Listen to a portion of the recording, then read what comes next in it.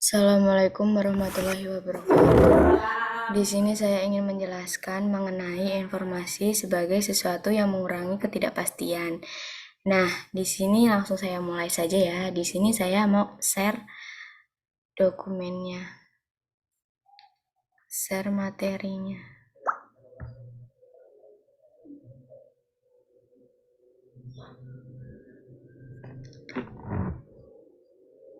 Nah, di sini sudah terlihat bahwa makalah saya yang pertama, mari kita Apa itu informasi? Informasi adalah kumpulan data yang sudah diolah sedemikian rupa sehingga menjadi informasi dan bisa bermanfaat bagi semua orang dan bisa diterima oleh akal pikiran penerima yang nantinya bisa digunakan untuk mengambil keputusan. Nah, ada juga ciri-ciri informasi, yaitu informasi yang diberikan memang sesuai dengan kejadian yang sebenarnya atau fakta, yang tidak dilebih-lebihkan maupun dikurangkan apalagi dipalsukan. Yang kedua, informasi tidak terlambat untuk disampaikan sebab informasi memiliki jangka waktu tersendiri. Yang ketiga, informasi yang ditunjukkan harus sesuai dengan permintaan penerimanya. Seperti penerimanya ingin materinya seperti bahaya narkoba. Nah, jadinya informasi yang disampaikan seperti bahaya narkoba, jenis-jenis narkoba yang bersangkutan dengan narkoba. Nah, yang keempat, informasi harus disampaikan secara lengkap, tidak setengah-setengah. Ada juga fungsi informasi, yaitu menambah pengetahuan baru sebagai sumber berita, dapat menghapus ketidakpastian sebagai media hiburan. Yang B yaitu data. Data adalah bahan yang berupa angka-angka, huruf-huruf, simbol-simbol, kata-kata yang akan diolah atau diproses yang kemudian akan menunjukkan situasi dan kondisi yang berdiri sendiri. Data juga bisa diartikan sebagai sebuah fakta mentah atau rincian peristiwa yang belum diolah dan terkadang tidak dapat diterima oleh akal pikiran dari penerima data tersebut. Maka dari itu data harus diolah terlebih dahulu menjadi informasi agar dapat diterima oleh penerimanya.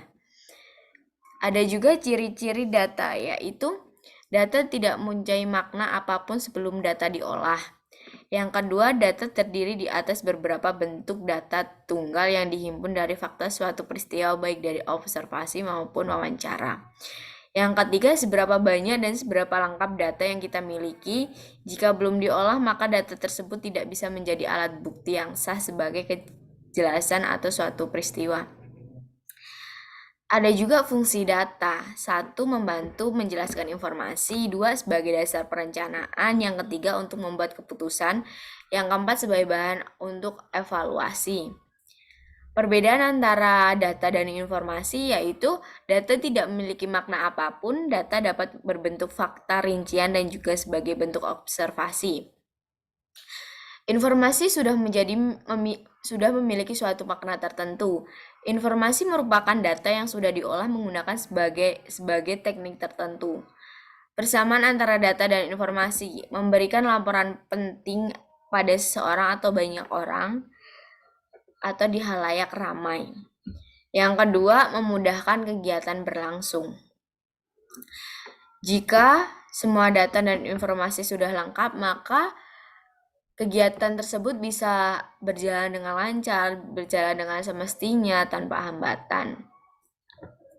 Kemudian C, informasi sebagai sesuatu yang mengurangi ketidakpastian. Salah satu fungsi informasi adalah salah satunya untuk mengurangi ketidakpastian dengan adanya bukti ataupun data yang sesuai dengan yang dilontarkan atau disebarkan yang bisa menjadi bukti yang akurat, dan informasi tersebut bisa dibuktikan kebenarannya oleh para pembaca dan penerimanya. Contohnya 1. Bapak Jumakir ingin melakukan tindakan operasi, namun sebelum melakukan harus memenuhi persyaratan yang sudah ada. Salah satunya adalah tes hemoglobin agar tidak kekurangan darah dan dalam proses operasinya. Dan dengan hasil yang sudah ada, Setelah melakukan tes, beliau dinyatakan siap untuk dilakukan tindakan operasi karena hasil tesnya menunjukkan bahwa jumlah hemoglobin Bapak tersebut sudah memenuhi standar. Nah, di sini saya melampirkan juga bukti tes hemoglobinnya yang menyatakan bahwa jumlah tes hemoglobinnya sudah standar dengan apa yang disyaratkan. Kemudian yang kedua, Bapak Jumakir sebelumnya tidak mengetahui golongan darahnya. Kemudian beliau melakukan tes golongan darah dan ternyata beliau memiliki golongan darah B+. Nah, di sini saya juga menyertakan bukti bahwa golongan darah Bapak beliau ini B+,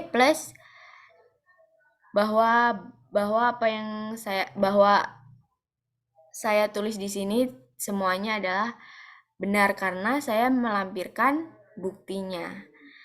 Nah, semoga itu saja yang bisa saya sampaikan. Semoga bermanfaat dan saya akhiri. Wassalamualaikum warahmatullahi wabarakatuh.